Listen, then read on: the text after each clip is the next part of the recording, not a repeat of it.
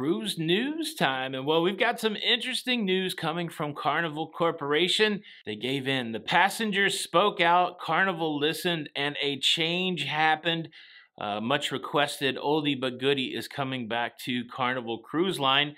And guess which country celebrated servicing 7.7 million cruise passengers last year? That plus an at-sea rescue from the Navy, but not the U.S. Navy. Cruise news and my views. Let's talk about it.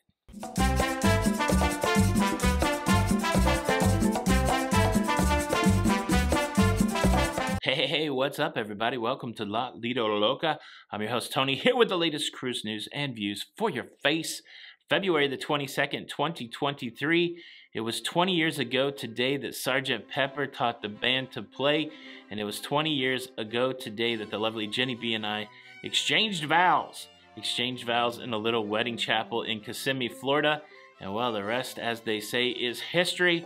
We done been married ever since. 20 years, it's a long time, and it's definitely a testament to the goodwill of the lovely Jenny B to put up with me for 20 years. Happy anniversary, baby. Much love to you, much love to the Loca fam, and here's to 20 more years. Cruise news story number one. Story is coming out of Mexico, how the Mexican Navy has evacuated a cruise passenger to get them help at a hospital on shore. This happened off the northern coast of Mexico near Isla Mayers. The Mexican Navy was alerted by a cruise ship doctor that there was a 26-year-old man on board that was showing signs of secondary anemia and digestive tract bleeding. Mexican Navy sprang into action, evacuating him off of the cruise ship, taking him to Puerto Juarez, where he was transferred to an ambulance and moved to Cancun. Certainly not unusual for people to be evacuated off of cruise ships, but we don't hear a lot of stories about the Mexican Navy intervening and evacuating people off of cruise ships. This was awesome how they were able to spring into action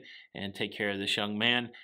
Yeah. Pretty cool. How about that? Cruise news story number two. In data released by the Secretary of Tourism for the government of Mexico, it is revealed that Mexican ports serviced 7.7 million passengers last year in 2022. Those 7.7 million passengers came off of 2,666 cruise ships. He reported that on average, a cruise ship passenger spent about $76.70 in Mexico. That's an increase over the 2021 spend. 94.6% of the passengers either visited Cozumel, Ensenada, Cabo San Lucas, Puerto Vallarta, Mazatlan, and Majahul, which I believe is Costa Maya. And I've been to several of those ports. I've been to Cozumel, I've been to Costa Maya, I've been to Cabo San Lucas, I've been to Puerto Vallarta, I've been to Mazatlan, but I think I've probably been to Cozumel more than I've been to any other Mexican port. Have you been to any of the Mexican cruise ports? What have you frequented the most? Do you like the Mexican cruise ports? Leave a comment below. Now, as I mentioned at the top of the show, Carnival cruisers, the Carnival loyal, people who love cruising Carnival, they were a little disappointed that something went away post-pandemic, and they've been complaining about it. They've been talking about it. They've been reaching out in the places that they can reach out. And well, Carnival finally acquiesced. They finally changed their mind, and they're giving something back that has been gone since the restart, and I'm gonna tell you all about it. But before I get there, let me quickly invite you to subscribe. If you like staying up to date with everything that's going on in cruising, please consider subscribing with the notification bell on. That way you don't miss out on any of these episodes. Thank you in advance. Well, what did Carnival bring back? They brought back the paper fun times.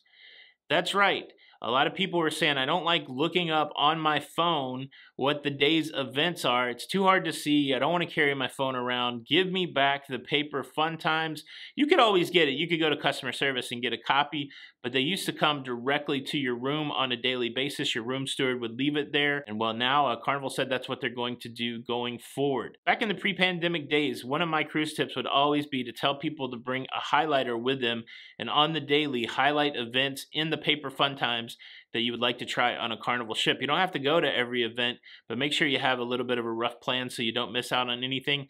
That became a little more challenging, you know, without the paper fun time. You're just standing there with a highlighter writing on your, phone screen, and it doesn't work because as soon as you change the image then the highlights are on something else. But now I can again recommend taking a highlighter on Carnival to highlight the fun times. What do you think? Is this a good change? Is it a bad change? Are you glad they're bringing back the paper planner, or would you rather continue just to do things digitally?